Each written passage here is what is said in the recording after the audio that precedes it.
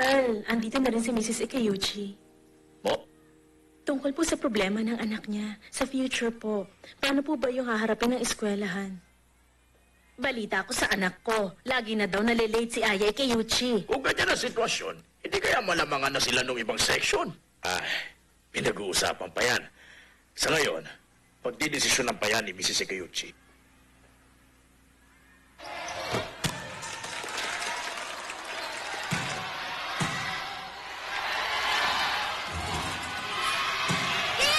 Pasensya na kayo. Bilisan niyo! Alam kong nahihirapan ang lahat dahil sa anak ko. Kahit ang anak ko, alam niyang nagiging pabigat na siya. Ginagawa ko ang makakaya ko. Ginagawa ko ang lahat ng kaya kong gawin para sa kanya. Pakiusap. Sandali na lang. Hayaan niyo mag-aral dito ang anak ko. Kung po pwede lang po, suportahan niyo kami. Madami na kaming naitulong, hindi ba? Dahil dito sa sitwasyon na to, bumaba ang grades ng anak ko tong term na to. Mrs.? Di ba, ma'am? Gumagamit ng wheelchair anak nyo at dahil doon palagi siyang kailangan tulungan ng iba, hindi ba? Opo. Paano kung anak ko naman ang masaktan habang tinutulungan niya ang anak mo? Malaking problema talaga ito. Pero hindi ko namin sinisisi. Oo, mga magulang din kami. Hanggang kaya namin, gusto namin makatulong sa inyo. Hindi ba tama ako? Katulad ni Mrs. Ikeuchi na mahal ang anak niya, ganun lang din kami kung mag-alala para sa anak namin. Oo naman po, naiintindihan ko ang sitwasyon ninyo. Alam namin. Kaya, imbis na nandito siya kung saan kulang ang kasangkapan, bakit hindi mo ilipat ang anak mo sa eskwelahan na mas bagay sa kanya? Ano po? Yan pong sakit ng anak nyo. Mukhang mahirap talagang gamutin yan. Si Manang!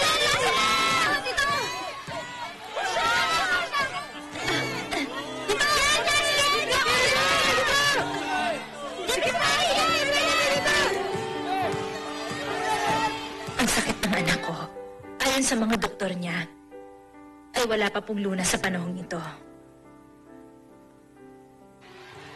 Darating ang araw, mahihirapan na siyang magsulat. Mahihirapan din siyang kumain na nag-iisa. Pati magsalita, hindi niya na rin magagawa. Nung una, hindi kami makapaniwala ng papa niya na magkakaganon siya. Sa iba-ibang ospital kami pumunta. Ilang medical books na ang binasa ko. Nagbabaka sakaling nagkamali lang sila. Pero, yun ang totoo. Pagkatapos, nung sinabi namin sa kanya, ang sinabi niya, bakit daw siyang pinili ng sakit? 15 years old lang ang anak ko. Dahil dun sa sakit niya, marami na siyang hindi magawa. Hindi na pwedeng magsine, lumabas kasama ang mga kaibigan. Pati sa basketball, huminto na. Pero kahit ganun ang anak ko, gusto niya pa rin mag-aral. Ayaw niyang iwanan ng eskwelahang ito. Gusto niyang makita ang mga kaibigan niya. Araw-araw, pumapasok siya dito ng nakangiti.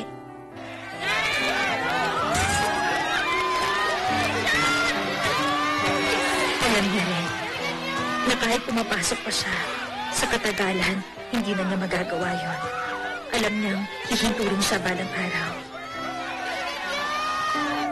Kaya please lang, kahit sandali pa, kung pwede, pagbigyan na natin ang gusto ng anak ko. Kung pwede, hintayin na lang natin siya ang magdesisyon. Makakapagdesisyon din siya.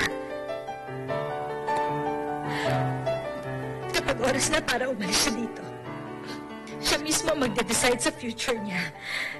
Pagdating ng oras na yon, hayaan natin siyang tumayo. Kusa siyang magta-transfer.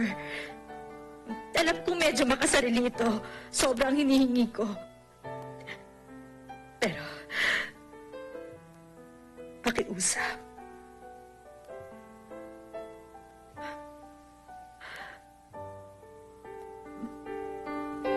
Please po.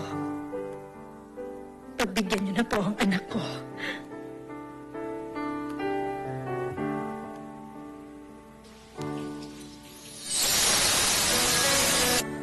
Mrs. Ikeuchi, hindi ba isa kayong public health consultant? Opo. Kung talagang gusto niyong manatili dito ang anak niyo, bakit hindi kayong umalalay sa kanya dito? Baka pwedeng ikaw na lang huminto sa trabaho. Gusto ko ang tunog ng bell pag naririnig ko sa gym. Ang tahimik na classroom pagtapos ng klase. Ang tanawin sa labas ng bintana.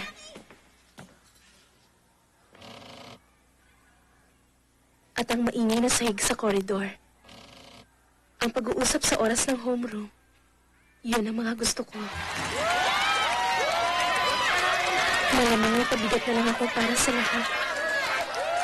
At wala rin nangyayari kung mananatili ako dito. Kayang-kaya niyo pala!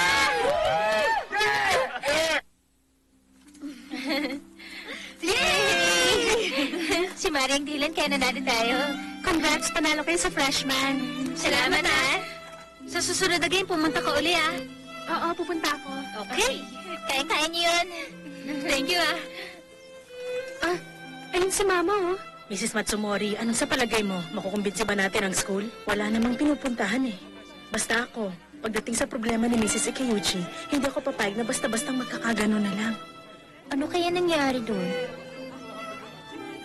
Ayun si Mama,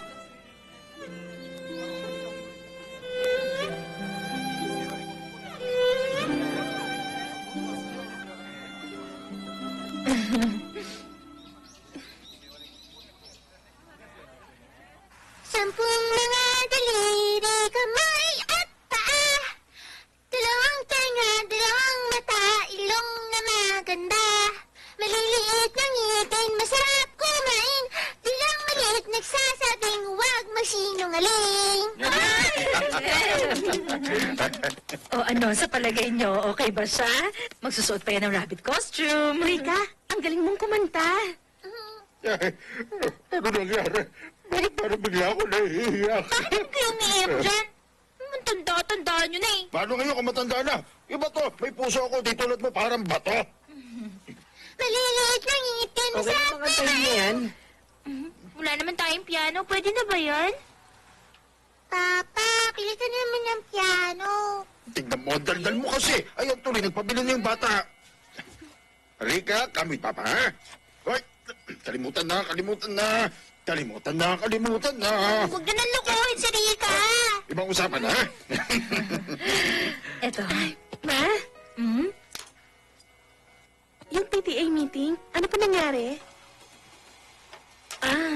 Nagkaroon ako ng magandang pagkakataon. Sinabi ko dun sa ibang parents na mas kakailanganan na natin ang suporta nila. Yun lang po ba? Oo naman. Kumain na tayo?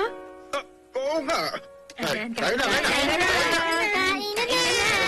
Kain tayo ng hipon, ha? Masarap yan. Nagkainitan dun sa PTA meeting. Tukol kay Kiyuchi. Oo. Marami ng parents na nag-aalala din para sa mga anak nila. Masyado ng abala yung disabled eh. Nagsuggest na si Professor Nishino sa kanya na ilipat na siya sa school for the disabled next year. Nabanggit niya na daw sa mama ni Ikeuchi. Ganun ba kahirap? Bakit po? Bakit po hindi na lang natin siya hayaan mag-aral doon? Hindi bumabagal ang paglalala sa sakit niya. Masyado mabilis ang progression. So ngayon, dapat na siyang i-transfer sa ibang school na mas bagay para sa kanya. Mas makakabuti yung para sa kanya.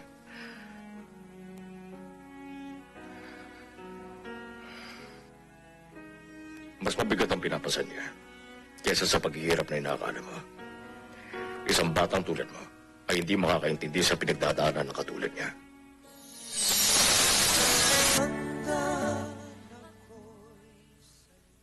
Nagiging abala na daw siya dahil lagi siyang nalilate. Bumababa na daw yung grades ng mga kaklase niya.